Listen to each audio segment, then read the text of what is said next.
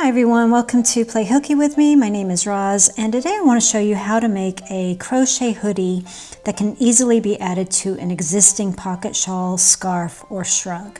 I had several requests for this for my modern V-stitch pocket shawl, and as I was making it I realized that the basic construction of it you could absolutely use for your own crochet pocket shawl. You do not have to use this particular pattern to do it.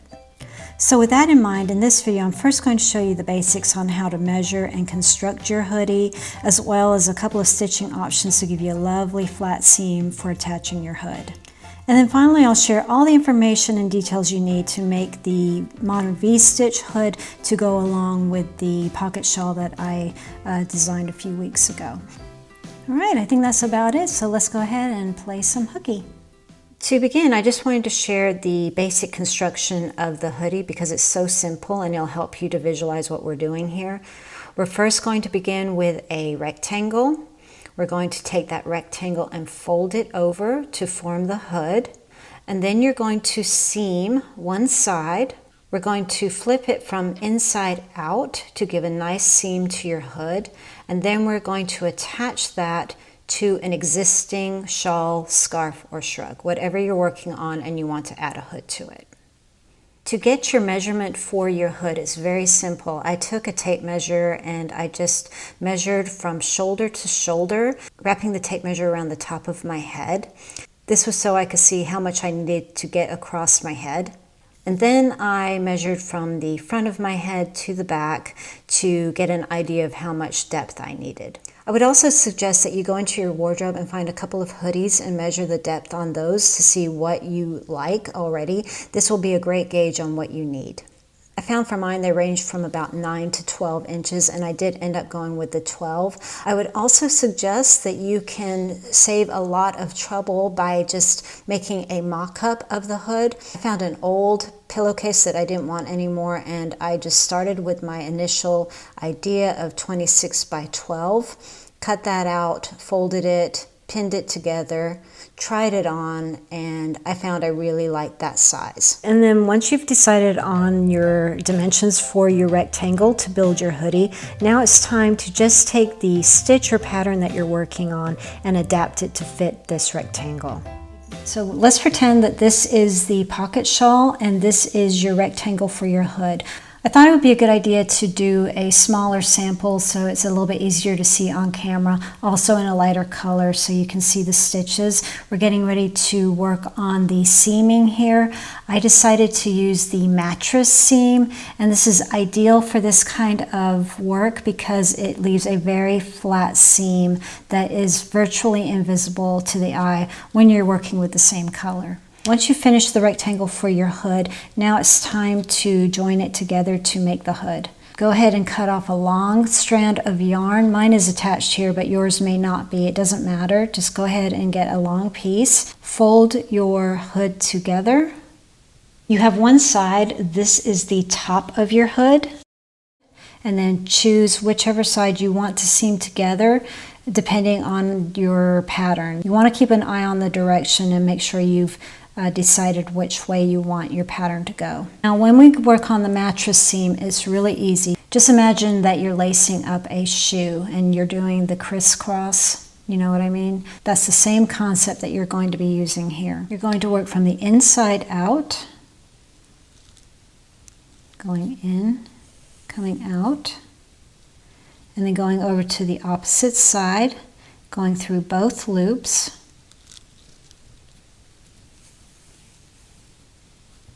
Okay, and then moving over to the next side.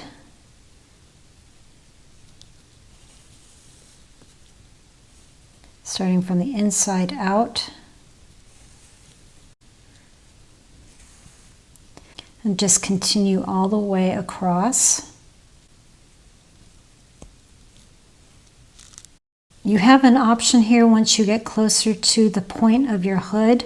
If you want it to be very pointy, just continue all the way to the top like this. I decided that I wanted to round the tip, so I moved inward. And so I'm just going to show you here as well that I'm just going to take and go in And at this point I just sort of go in and out, back and forth with my stitches to attach.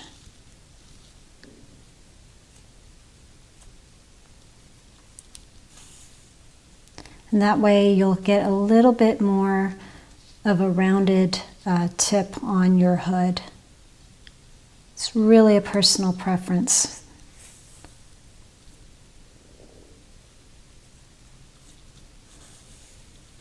Okay, pull and adjust and check it out and make sure that you're happy with your seaming. And then at this point, go ahead and flip it. And as you can see, it made a very rounded edge on this piece, on this hood. So again, if you want it very pointy, just go all the way to the edge with your seaming. You have your piece, and it's ready to be joined to your pocket shawl. Okay, and now we're ready to join our hood to our shawl.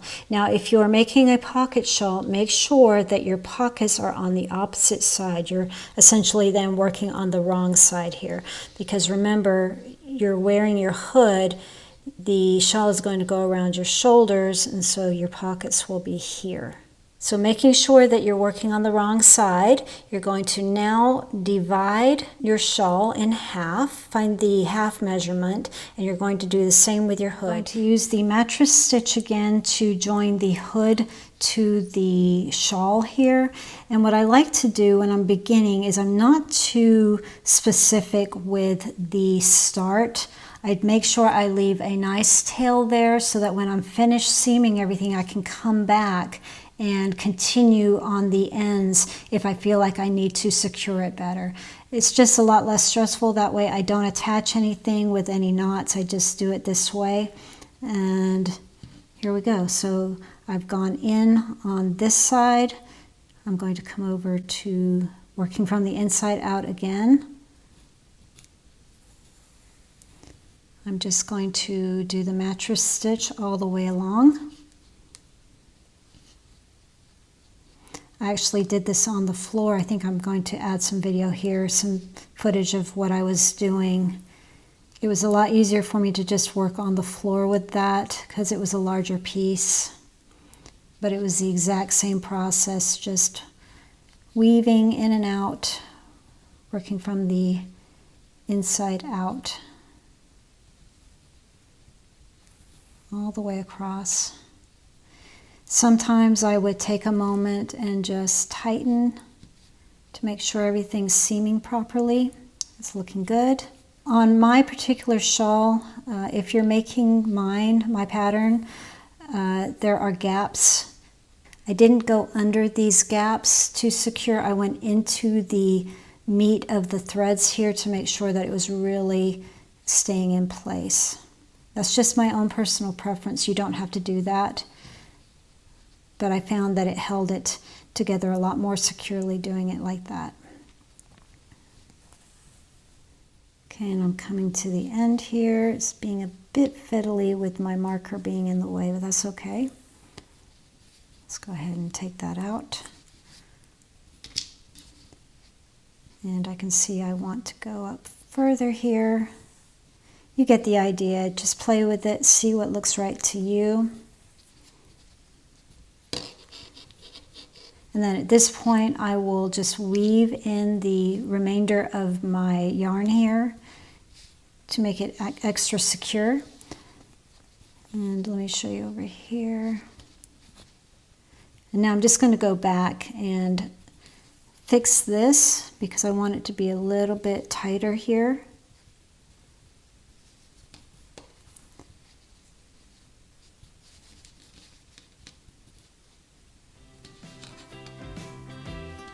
That looks good. And then again, I'm just going to weave it in. And that's it, folks. That's all there is to it. Really easy. Okay, if you're watching this portion of the video, that means that you've either worked on the modern V-stitch shawl or you're thinking about it. And great, thank you for considering it. I hope you give it a try if you haven't already. Assuming that you have done the shawl and you're familiar with the V-stitch, I'm just going to give you a quick rundown of what I did and what I used to continue on with the hood. The specific measurements that I used for my hoodie was 26 by 12. I found that this made a lovely, roomy hood, very comfy and cozy, but you may want yours a bit tighter, so I would suggest that you go back to the beginning where I show how to personalize your hood, to measure it, and to get closer to your head size. Just like the shawl, I used a 6.5 millimeter hook for the stitches. And for the yarn, I used the Loops and Threads Charisma. Black Heather is the name of the color, I believe. It recommends an 8 millimeter hook, but I found that the 6.5 was just a lot more comfortable to work with. I really liked that hook. For the hood, I used 2 skeins of yarn. Now, I want you to keep in mind that when you're working on this, you do need to remember to save a remainder of the yarn for the attachment of the hood as you're making the hood, as well as when you're attaching to your pocket shawl. So if you only have 2 skeins of yarn on hand, be sure to not use the whole second skein because you're going to need some of that for the attaching. I had this left over from the shawl, so I had plenty to work from, but please just keep that in mind. I'm going to leave a little cheat sheet here with a diagram just to show you, depending on which way you choose to start your chain, your foundation chain for your hood, the way that the V stitches will go. I decided that I wanted the V's to go around my head, going upwards and then back down to the other side. And so I started on the shorter side, the 12-inch side. Also on that cheat sheet, it will show how many stitches I used for the foundation chains. Just a quick tip as you are working on your foundation chain for your hood, I would take into account how stretchy your yarn is as you're measuring the size of your hood here. For example, my goal was to reach 12 inches for the side portion of my hood. This is where I was beginning my foundation chain to work up to make the V stitches go vertically. What I find with this particular yarn, the Loops and Threads, it's very stretchy, and I found from experience that I don't want to go all the way up to my desired measurement because once I've added the stitches into the chain, it grows on me. And so I found that if I go about an inch less than what I want, it works.